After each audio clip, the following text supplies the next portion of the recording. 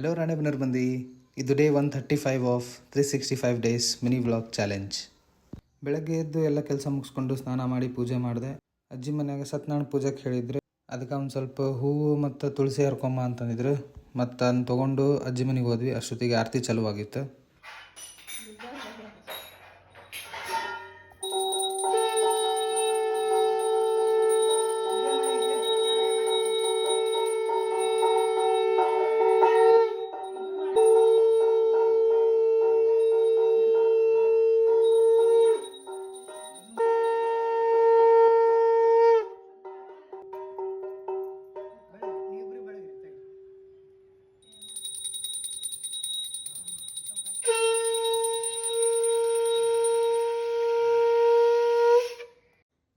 ಆಮೇಲೆ ಹೊರಗೆ ಎಲ್ಲ ಆರತಿ ಮುಗಿದು ಕೈ ಮುಗಿದು ನಮಸ್ಕಾರ ಮಾಡಿ ಅಲ್ಲಿಂದ ಟಿಫನ್ ಮಾಡ್ಬೇಕಿತ್ತು. ಇಡ್ಲಿ ನಾಗಣ್ಣನ ಅಂಗಡಿಗೆ ಹೋದೆ. ಭಾಳ ದಿವಸ ಆಗಿತ್ತಲ್ಲಿ ತಿಂದಿದ್ದಿಲ್ಲ ಇಡ್ಲಿನ.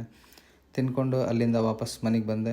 ಆಮೇಲೆ ಪೇಷಂಟ್ ಇದ್ವಂತ ಮಾಮಿನ ಲ್ಯಾಬಿಗೆ ಕರ್ಕೊಂಡು ಹೋಗಿ ವಾಪಸ್ ಮನೆಗೆ ಬಂದು ನಮ್ಮ ಅಪ್ಪಾಜಿ ಧಾರವಾಡಕ್ಕೆ ಹೋಗಿದ್ರು. ಅವ್ರ ಮನೆ ಚಾವಿ ಇಟ್ಕೊಂಡು ಹೋಗಿದ್ದಿಲ್ಲ, ನಾನು ಇಟ್ಕೊಂಡು ಬಂದುಬಿಟ್ಟಿದ್ದೆ.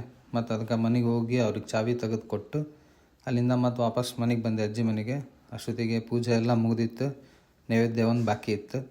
ಮುಗಿಸ್ಕೊಂಡು ಆಮೇಲೆ ಊಟಕ್ಕೆ ಕೂತ್ಕೊಂಡ್ವಿ. ಆಲ್ಮೋಸ್ಟ್ 3 ಗಂಟೆ ಏನೋ ಆಗಿತ್ತು ನಾವು ಊಟಕ್ಕೆ ಕೂತ್ಕೊಂಡಾಗ. ಅಡುಗೆ ಚಲೋ ಆಗಿತ್ತು, ಜನನೂ ಭಾಳ ಆಗಿದ್ರು. ಖುಷಿ ಆಯ್ತು ಫಂಕ್ಷನಿಗೆ ಹೋಗಿದ್ದಕ್ಕೆ.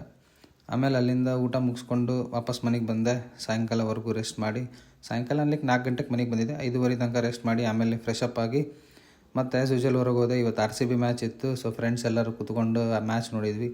ಇವತ್ತು RCB ಗೆದ್ರೆ ಅಂತಿಂತು ಸೆಕೆಂಡ್ ಟೈಮ್. ಇಲ್ಲ ನೆಕ್ಸ್ಟ್ ಟೈಮ್ ಹ್ಯಾಟ್ರಿಕ್ ಮಾಡ್ತಾರೆ ಇಲ್ಲೋ ನೋಡೋಣ ಅಂತ. ಆಮೇಲೆ ಮ್ಯಾಚ್ ಮುಗಿಸ್ಕೊಂಡು ವಾಪಸ್ ಮನೆಗೆ ಬಂದೆ. ಎಲ್ಲರಿಗೂ ಟಾಟಾ ಬೈ ಬೈ ಹೇಳಿ ಬಸ್ ಸ್ಟ್ಯಾಂಡ್ ಹತ್ರ ಫುಲ್ ಗಾಡಿ ಎಲ್ಲ ಒದರ್ಸ್ಲಿ ಎತ್ಬಿಟ್ಟಿದ್ರು.